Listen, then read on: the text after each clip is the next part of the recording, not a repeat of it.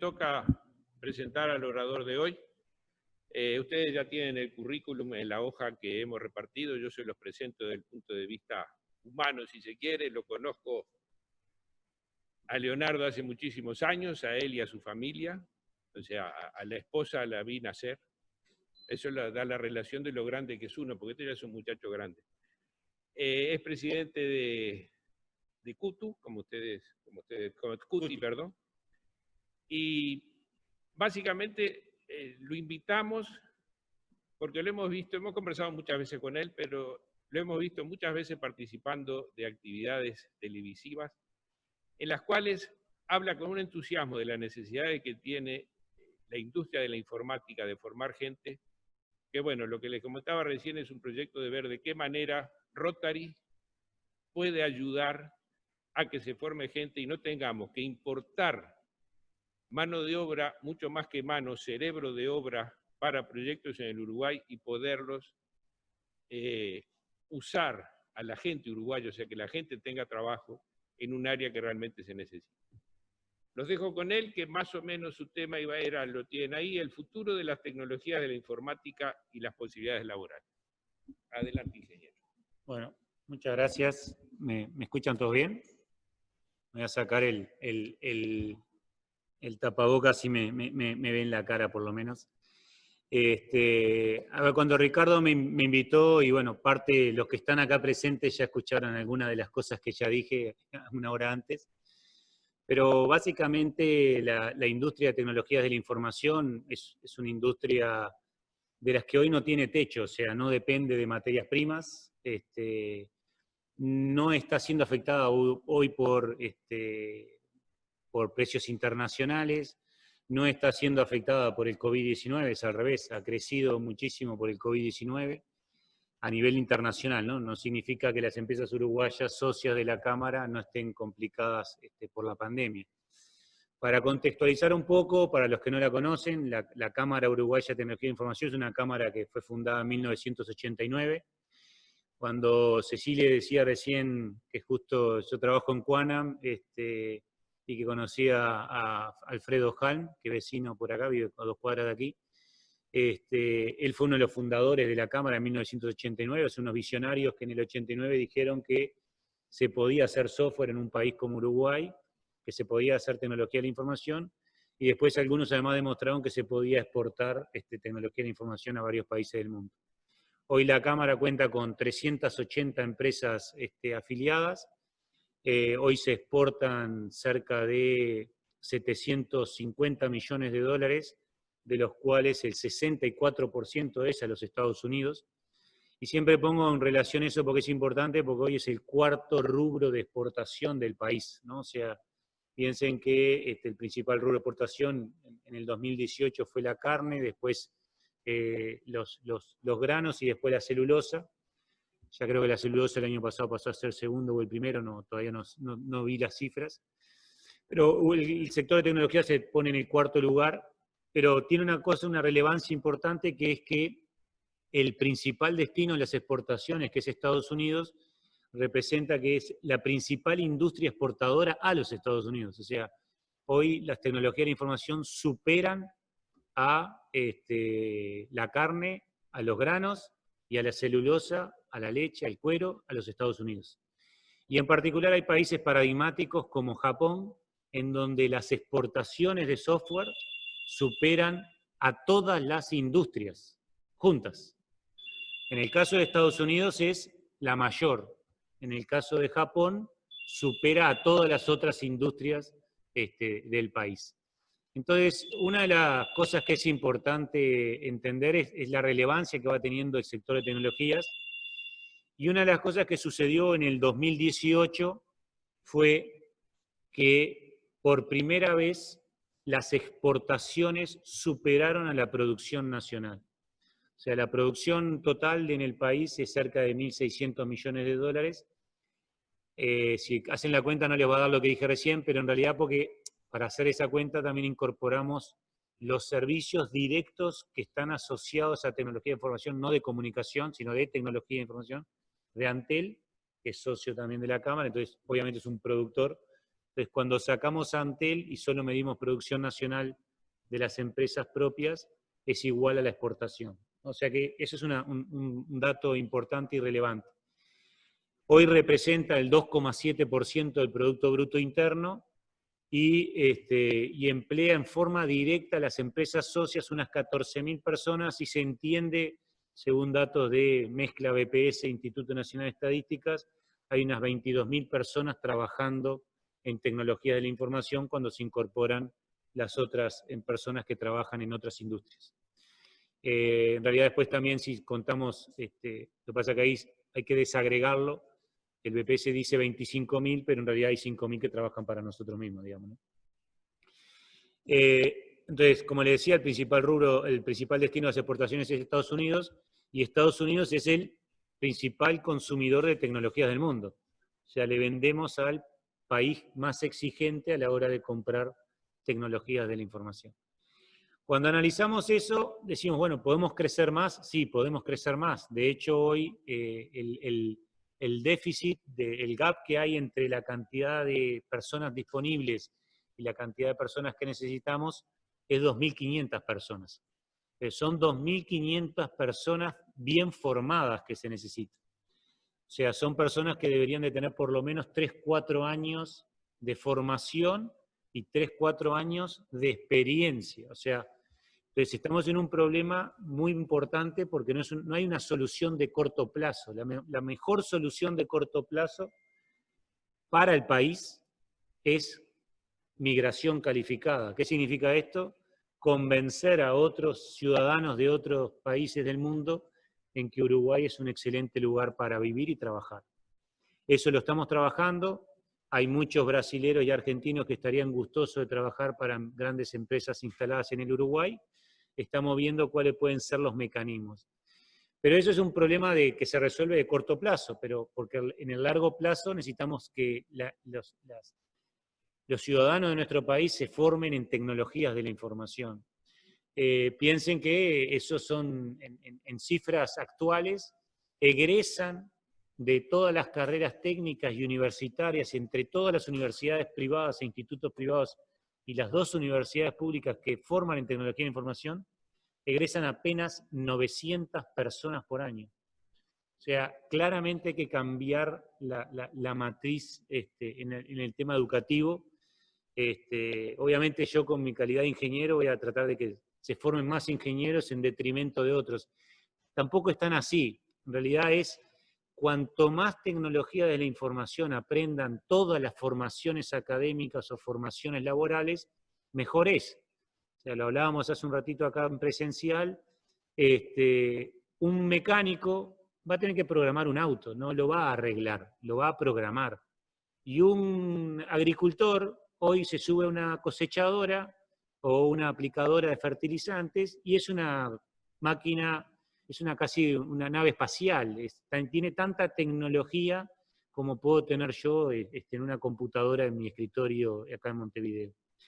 Entonces, ese tipo de cosas hacen que sea necesario cambiar muchísimo el tema de incentivar a que los jóvenes y los no tan jóvenes entiendan la importancia de formarse para trabajar en un sector que no tiene techo.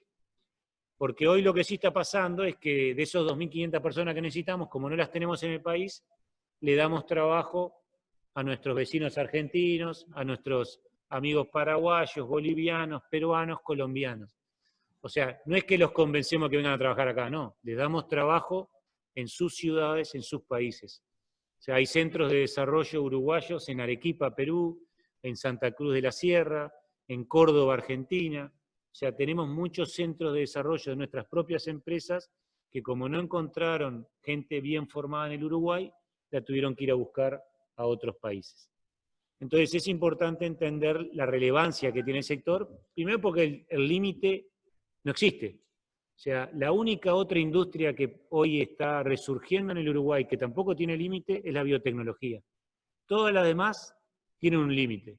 O es la cantidad de cabezas de ganado que tengo disponible, o es la cantidad de pasto, la cantidad de hectáreas que puedo plantar soja, o es la cantidad de hectáreas que puedo plantar árboles. O sea, hay límites que son físicos, nosotros no tenemos límites, Y lo que ha producido la pandemia, que eso sí es muy importante, es que si ya había una aceleración en la transformación digital, o sea, hoy muchas industrias se están digitalizando, como decimos a veces, muy en término tecnológico, es si transformamos en ceros y unos un modelo de negocio, ese modelo de negocio se hace exponencial. Y si no me creen, por suerte en Uruguay tenemos un ejemplo. Y seguro que todos los que están acá o están escuchándome por Zoom han usado Pedido Ya. Y Pedido Ya no es ni más ni menos que el uso de tecnología de la información y transformaron en ceros y uno la necesidad de los usuarios que quieren comprar alimento en un restaurante. Y de hecho cambió el modelo de negocio de los restaurantes. Seguro que ustedes conocen a más de uno que su negocio es la cocina. No tiene mesas, no tiene sillas. Entonces cambió el modelo de negocio de venta de alimentos. Entonces, cuando uno empieza a ver eso, eso es tecnologías de la información. Esos son nuevos modelos de negocio, son nuevas formas de hacer. O sea, durante la pandemia hay un estudio, se los recomiendo si pueden acceder a él, después se los hago llegar, en todo caso, el link de la consultora Opción Consultores, hizo un estudio en donde lo titula una cosa muy interesante. El COVID-19, el coronavirus, es el gerente de transformación digital de las pymes. ¿Por qué? Porque muchas pymes dijeron, ¿cómo hago para vender si no puedo llegarle al cliente? ¿Cómo hago para que mi producto llegue a un restaurante que el restaurante está cerrado? ¿Cómo hago para vender lo que produzco? Entonces, produjo una cantidad de cambios impresionantes. Para muestra, 2 botones. No sé si todos conocen, hay una empresa que nos da varios servicios a varios de las empresas de distintas industrias, es una empresa que da facilidades para hacer eventos físicos.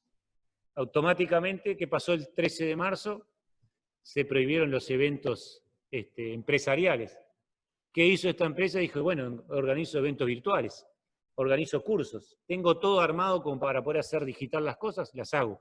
Hoy es uno de los grandes proveedores de formación a distancia o de cursos cortos especializados.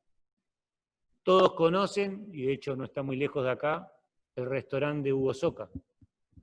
Hugo Soca, el 16 de marzo, tuvo que cerrar su restaurante. ¿Qué hago? Si acceden a varios sitios web donde aparezca Hugo Soca, van a ver que da cursos, van a ver que tiene una app, enseña a cocinar, tiene recetas. Eso es transformarse en digital. Eso es agarrar y decir, tengo un negocio, lo pongo en ceros y unos y lo transformo. Pero lo más interesante es que cuando lo hago bien, lo hago exponencial. Entonces, si antes producía 10, ahora voy a producir 100 o 1000. ¿No? O sea que esa es la gran relevancia que hoy puede tener las tecnologías de la información, no solo para un sector como el nuestro en sí mismo, sino que también es un motor muy importante para hacer crecer la industria. Han habido algunos políticos, han habido algunos actores de la tecnología, otros que dicen que esta pandemia, si la aceleración de la transformación digital por la convergencia tecnológica era muy importante, ahora va a multiplicarse por 5 o por 10. ¿Qué significa eso? Que si no estamos preparados, nos van a comerlo de afuera. O sea, si no tenemos la tecnología y construimos nuestra propia tecnología, la vamos a adquirir. Entonces, no vamos a poder crecer como país, porque hoy lo que crece es la industria del conocimiento. Entonces, eso es una cosa que tenemos que tener presente y relevante. Para poder hacer eso, y hay que trabajar en 2 vertientes. Una en la formación pura y dura, en tecnología de la información, que derrame para todos los sectores.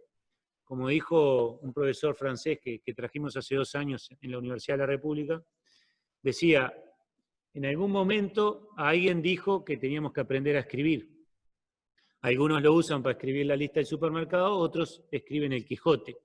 Y en el medio vemos varios que escribimos mucho para muchas otras cosas. Lo mismo pasa con la programación. Todos tenemos que saber a programar. Todos tenemos que saber qué significa pensamiento computacional. Todos tenemos que saber qué es un algoritmo. Y un algoritmo, para hacerlo bien fácil y rápido, es una receta. Cuando ustedes agarran la receta del Crandon o las de Hugo Soca en el celular, ¿qué dice? Dice, haga esto, haga esto, haga esto, separe, en este bowl ponga esto, en este otro bowl ponga esto. Después, cuando termine cada cosa, la junta. Eso es un algoritmo. Es así de sencillo. Bueno, ahora, cuando yo logro explicarle una cosa a una persona, todo el mundo dice que ahí es cuando logra aprender mucho más, ¿no? Cuando uno es profesor, cuando uno explica. Bueno, si uno logra explicarle a una computadora lo que sabe, aprende mucho más. Entonces, una de las cosas que tenemos acá me está haciendo eco el ingeniero Coralo, una de las cosas que tenemos que empezar a inculcar la programación dentro de todas las carreras, dentro de los liceos y hasta las escuelas. Eso es importante.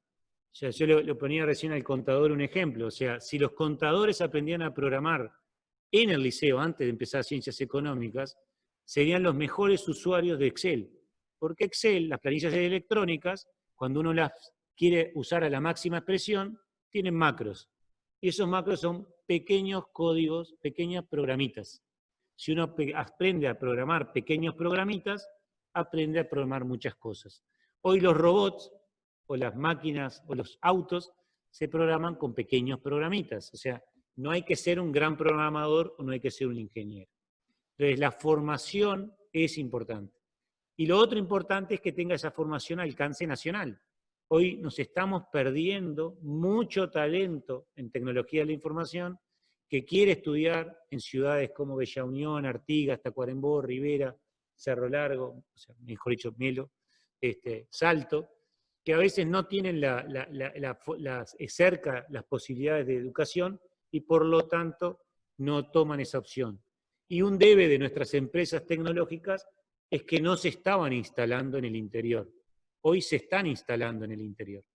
Y tengo empresas internacionales que hoy ya trabajan en el Uruguay que me dicen, si hay 250 personas bien formadas en Rivera, Artigas o Salto, yo me instalo. Instalo un centro de desarrollo de 250 personas. Ahora yo les hago la pregunta, 250 personas en una ciudad como Artigas, con salarios de sociedad del conocimiento, el promedio nuestro es $2.000. O sea, 250 por 2.000 son $500.000 mensuales que le entran a la ciudad. O sea, ¿cuántas industrias pueden hacer eso? O sea, y el efecto contagio, ¿no? O sea, porque digo 250 porque serían las que la empresa me dice si hay. Pero si en esa ciudad se siguen formando más gente, va a seguir habiendo más gente. O sea que eso es importante. Y lo otro importante en el tema de formación es el idioma. El idioma internacional es el inglés. Y hay que formar a todos los jóvenes en inglés.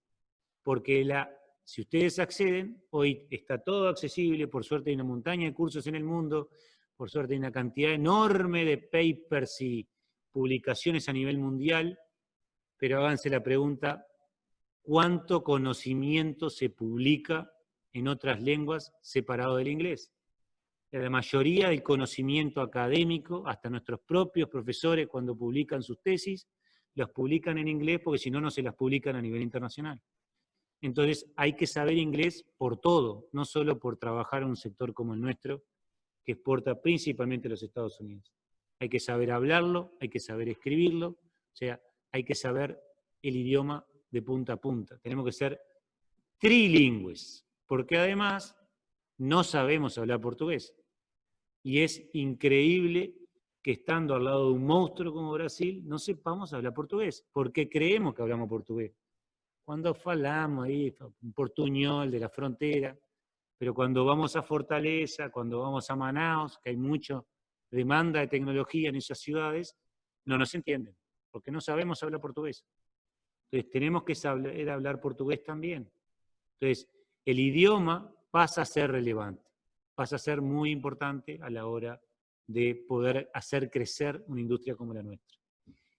Y la otra cosa que es importante a la hora de trabajar y hacer crecer el país y transformarnos en ese 5% del Producto Bruto Interno, en 5 años tampoco estamos pidiendo. Piensen que hay países como Rumania, porque no voy a poner el ejemplo de Irlanda, que todo el mundo lo conoce, pero Rumania el sector de tecnología de la información representa el 10%.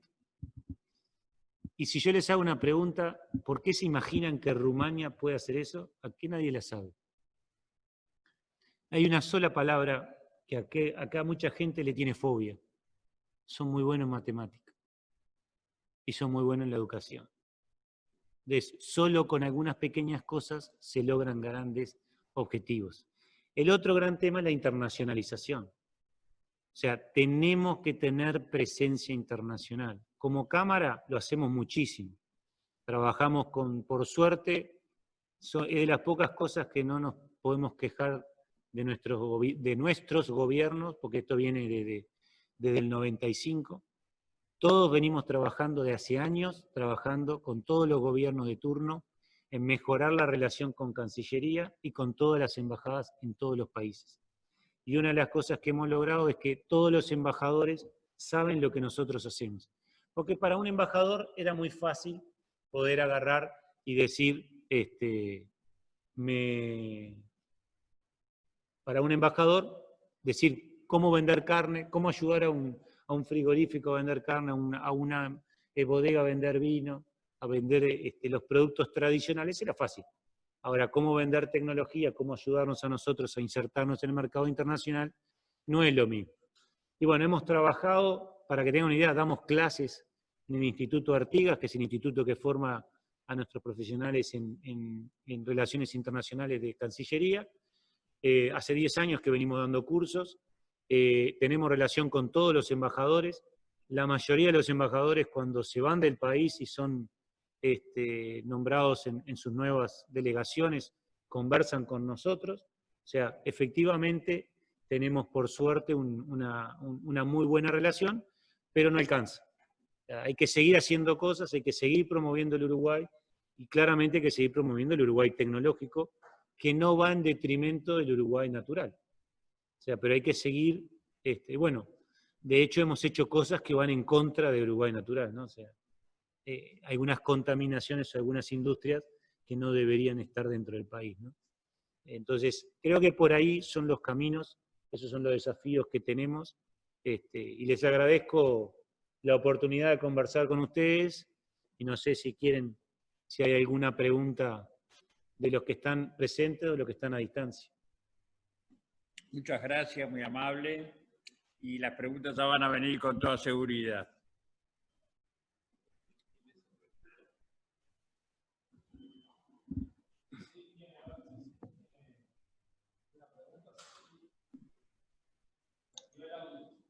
Hola, ¿quién me deja hacer un comentario? Buen día. Hola. ¿Escuchamos? Sí, te escuchamos. Dale. Primero quería agradecerle las palabras a Leonardo porque la verdad es que me retrotraen a mi graduación, pero me gustaría hacerle a él y a todos un comentario que nos muestra la evolución de todo lo que él dijo desde 1979 hasta hoy. En 1979 me gradué yo de contador público y licenciado en administración, y Freddy Mayer también, los dos juntos, unos meses más, unos meses menos. Pero fue increíble porque les voy a hacer una anécdota, y a Leonardo sobre todo, porque lo acaba de nombrar. Nosotros teníamos una materia en la facultad que se llamaba Tratamiento de la Información, y teníamos un señor profesor que se llamaba Freddy Halm, y que da la casualidad que tenía la misma edad nuestra, o sea que nos daba programación en BASIC simultáneamente que estaba en el banco de al lado mientras estudiábamos impuestos. Y el día que nos fuimos a recibir, viene mi hermano, que era abogado y trabajaba en IBM, no tenía nada que ver con nosotros, y me dice, che, hay un loco bravo que es ingeniero de sistemas y se está por recibir de contador, todo el mundo lo quiere contratar. Y dije, sí, claro, es Freddy, el que viene todas las tardes a estudiar a mi casa. Bueno, ese señor Freddy tenía tal visión que todo lo que ve y dice Leonardo hoy lo vio en 1979 y nos dejó a todos muy impresionados. Y tanto es así, y a mí, por ejemplo, Daniel Varela, que conoció a toda mi familia, y Gonzalo también, me marcó tanto que mi hija hoy tiene 30 años, es matemática, hace algoritmos, trabaja en la agencia espacial, es del grupo europea, ¿no? En Europa. y estás trabajando en el Galileo, porque eso en el año 1979 a mucha gente nos mostró que el mundo iba para otro lado, que es lo que está diciendo Leonardo hoy.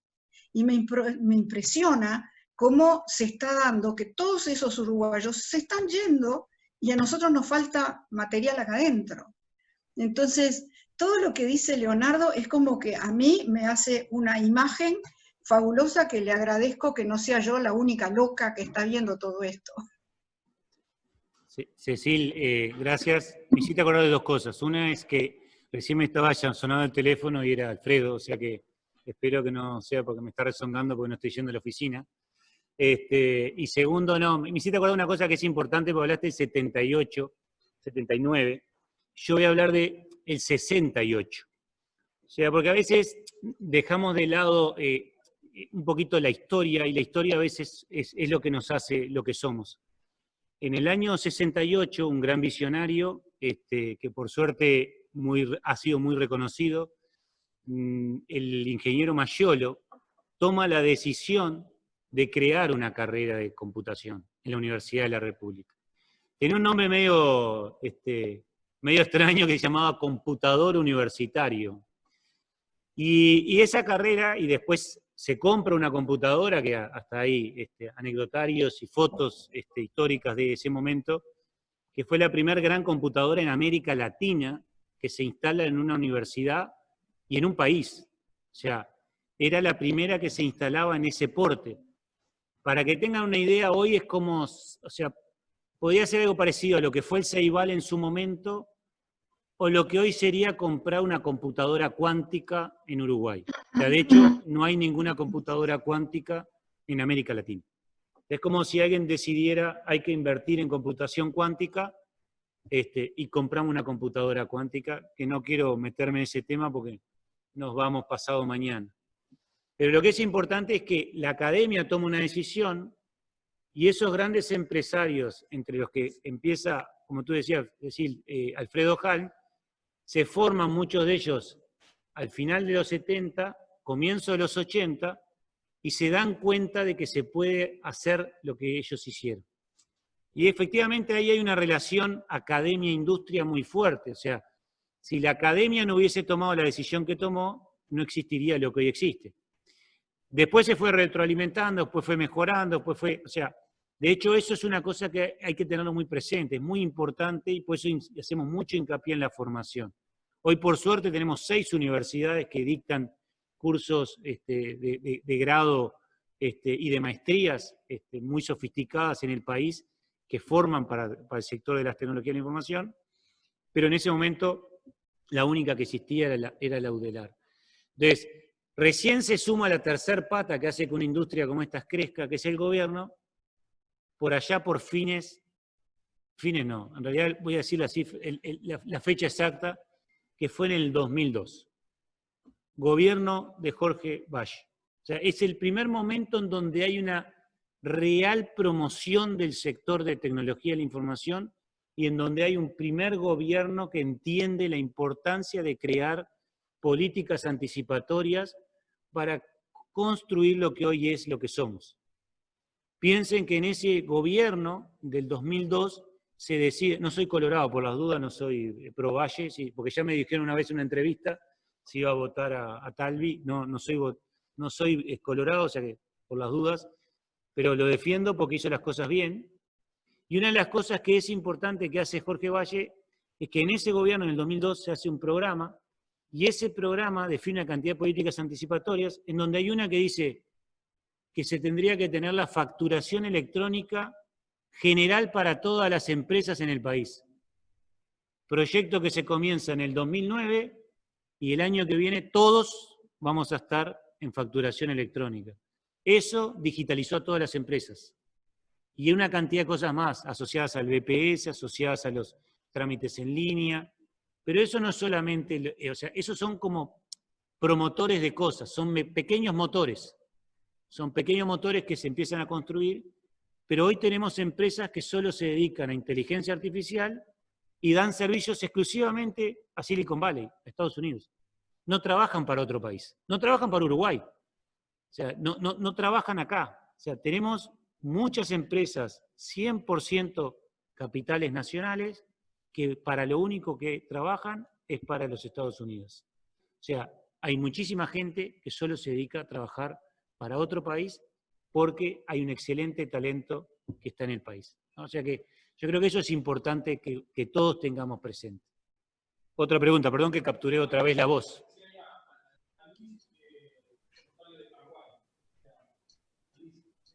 Luis, Rotario de Paraguay, me dicen. Perdón, porque el micrófono lo tengo yo. Sí. ¿Tienes una pregunta? O habías levantado la mano, perdón. Muy buenas tardes para todos. Acá un cordial saludo desde Rotary Club de Asunción en nombre de nuestro presidente Guillermo Krauj. Realmente muy interesante y estimulante la presentación y no quiero hacer ninguna pregunta sino un pedido. Quiero pedirle a Leonardo que nos dé una charla en el Rotary Club de Asunción uno de estos miércoles. Realmente encontré muy interesante y muy actual, muy necesaria este tipo de charlas. Así que, Leonardo, me gustaría poder entrar en contacto contigo y, como te dije, fijar un miércoles. Nosotros nos reunimos los miércoles a las 20 horas de Uruguay, 19 horas de Paraguay, también vía Zoom, lógicamente.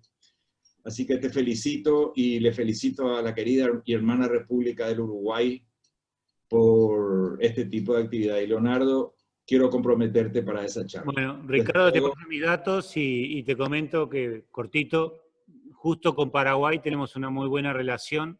Apoyamos bastante a la Cámara Paraguaya de Tecnología de la Información. Hemos recibido al ministro. Paraguay tiene una cosa que Uruguay no tiene, que es importante. Estaba en el programa de gobierno del Partido Nacional y lo sacaron, lamentablemente, que era un Ministerio de Ciencia y Tecnología. Yo sé que todos los uruguayos me van a mirar con cara rara y decir, otro ministerio más.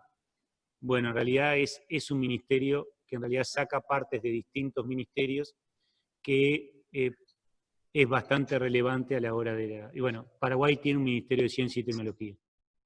Así que te dejo con Ricardo mis datos y me puedes contactar y no tengo problema. Le vamos a pedir a Ricardo que negocie con su amiga, hoy, que es mi señora, que me deje libre un día, un miércoles a las 8 de la noche.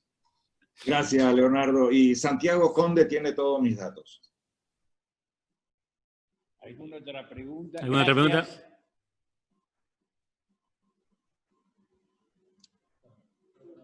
Si no, Julita, me dicen. Acá, Julia, ¿puedo hacer una pregunta? Sí, señora. Mirá, es una pregunta sumamente elemental. Pero a lo mejor me podés aclarar un poco a mí y a los demás por qué pasa esto. Yo tengo 10 nietos, todos estudian, algunos ya son recibidos, no hay uno solo que esté en esa área.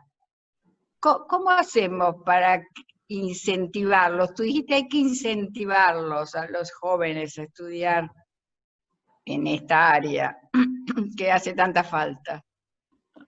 A ver, perdón que te diga Julita porque era como te nombré, sino Julia, pero... Sí, cualquiera está bien. Pero no, a ver, Julia, una cosa que es importante es, hay un tema de sensibilización, hay que trabajar muy en la sensibilización, y hay otra cosa que nosotros hicimos un programa, pero fue hace mucho tiempo, que deberíamos reeditarlo, que cada vez que hacemos cosas de ese estilo de sensibilización, el impacto en la cantidad de inscripciones a las carreras es grande, que es el tema de desmistificar que para trabajar en este sector hay que ser ingeniero. Y lo otro es sacarle el miedo a las matemáticas. Entonces, va por dos carriles. Uno es desmistificar que uno no tiene por qué ser un ingeniero y mal llamado en su momento nerd o traga. ¿Lo necesitamos? Sí. O sea, y cuanto algunos más nerd sean, mejor también. Pero también necesitamos aquellos que son ingenieros, que son muy buenos trabajando en equipo. Y también necesitamos gente que... Perdón, ¿te referís a ingeniero en computación? Pues me refiero a ingeniero en computación, pero puede ser ingeniero de otras áreas.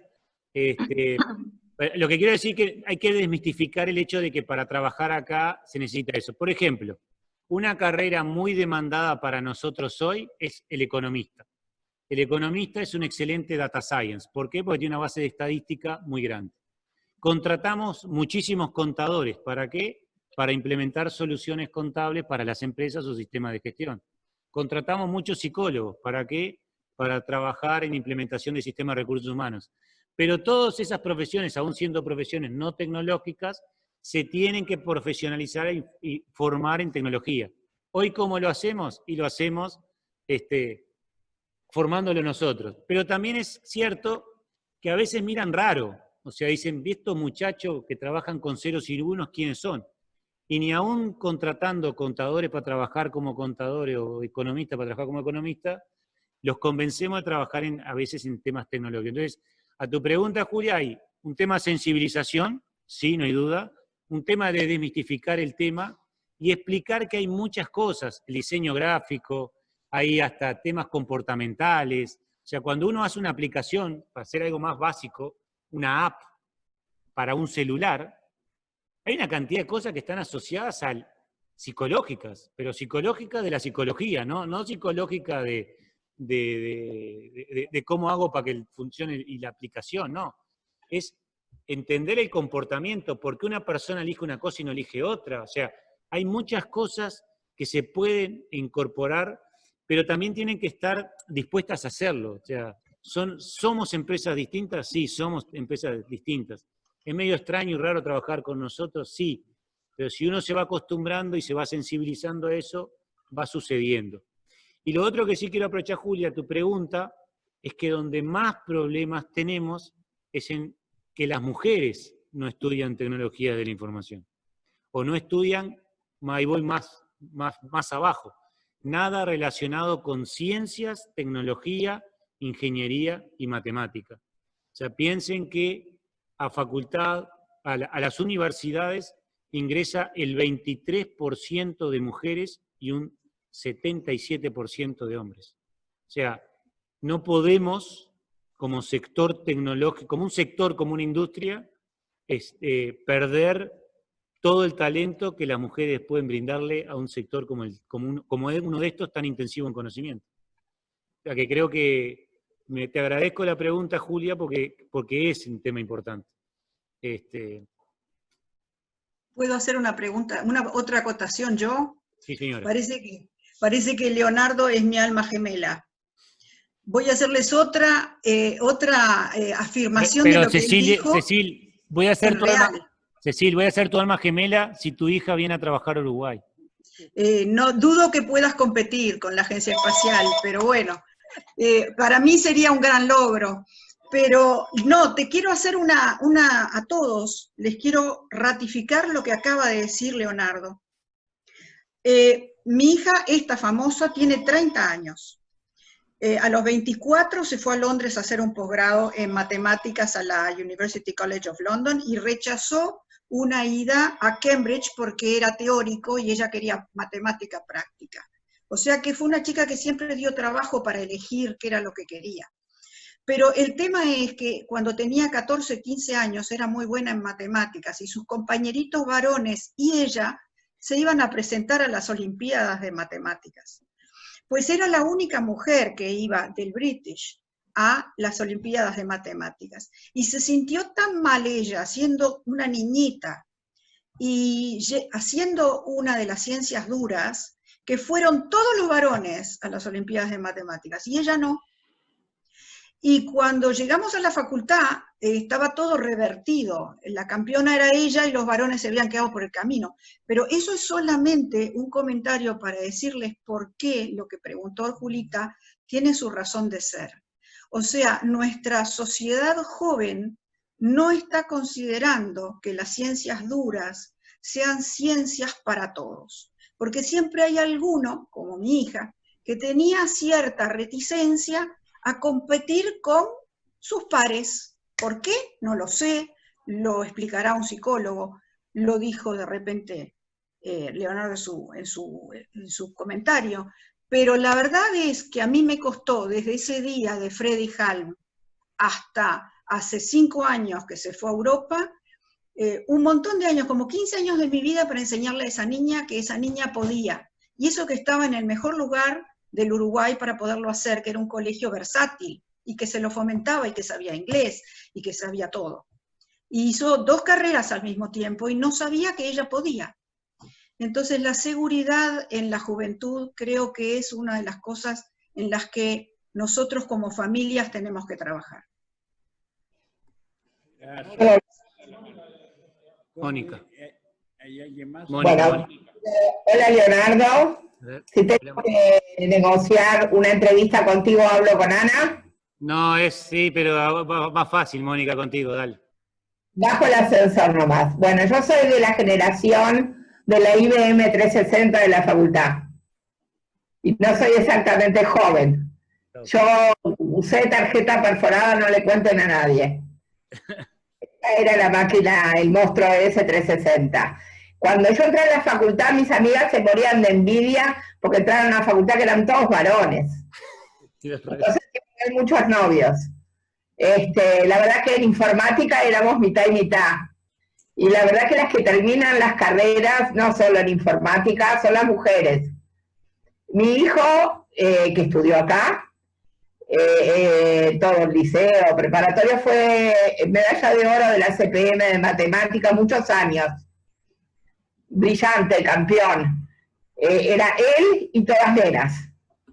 Lo que pasa es que a las nenas en esa edad, antes de los 18 años, digamos, se le pide que tengan el pelo rubio y lindo y un brochecito, y si estudia mucho matemáticas, se destaca en matemática, es porque es fea. Creo que está cambiando, pero creo que en este momento en informática, por lo menos en la facultad, creo que hay por lo menos 50 y 50. Todavía tenemos unas barreras que pasar y sigue corriendo la misma regla que para todos, que en el mismo cargo y con la misma experiencia las mujeres ganamos mucho menos, sin ninguna duda. Nos rige las generales de la ley. Gracias, hasta luego. Mónica, lo termino si quieren, pero no, aprovecho la intervención de Mónica, solo una corrección, 50% eran en tu época y mi época, la cantidad de mujeres y hombres en computación, pero ahora bajó. Ese es uno de los grandes problemas que tenemos. Hoy es solo un 20% que ingresan a las universidades, o sea que el problema ese de las mujeres es importante. Y lo que no hay duda es que es un tema de estereotipos, o sea, en la reunión previa no quisimos entrar en detalle, yo les tiro algunas pistas, pero hay varios temas que se analizan por qué las mujeres no estudian tecnologías de la información o tecnologías en genérico. Una es, en la época actual, si regalamos un videojuego, ¿a quién se lo regalamos? ¿A quién se lo regalamos? Los que tienen nietos, a los nietos, y los que tienen hijos, a los hijos, varones. Las nenas no juegan, o sea, es como que la vemos rara si juegan videojuegos. Si hoy hay robótica y juegan robotitos, o sea, mi hija va a ser la única loca en su generación que tiene un robot en su casa, pero lo pidió ella, no fui yo. O sea, de hecho va a ser psicología, o sea, la perdí. O sea, se ve que el regalo del robot no me funcionó, porque va a ser psicología. Pero bueno, no sé.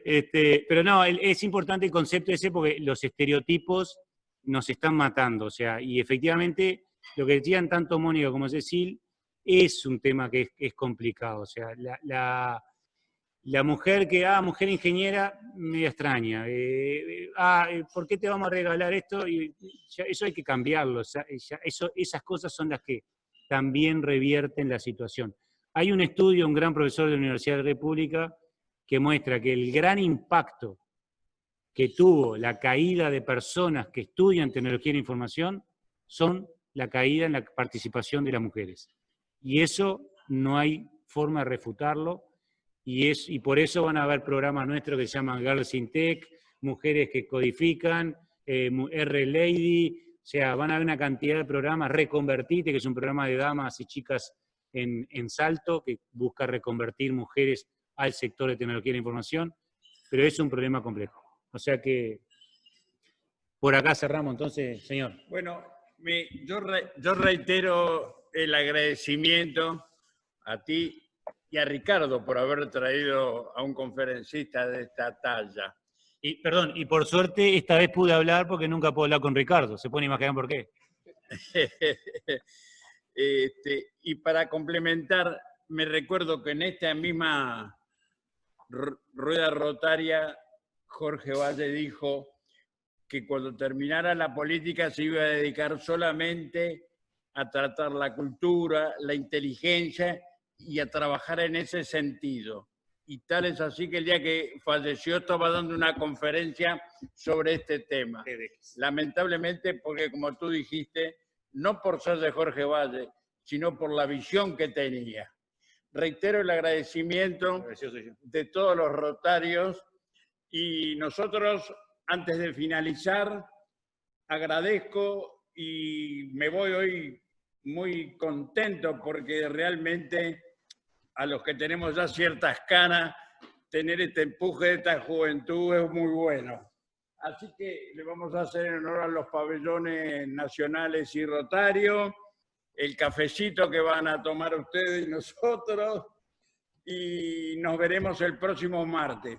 Un abrazo con mucho cariño a toda la familia rotaria. Hasta el martes.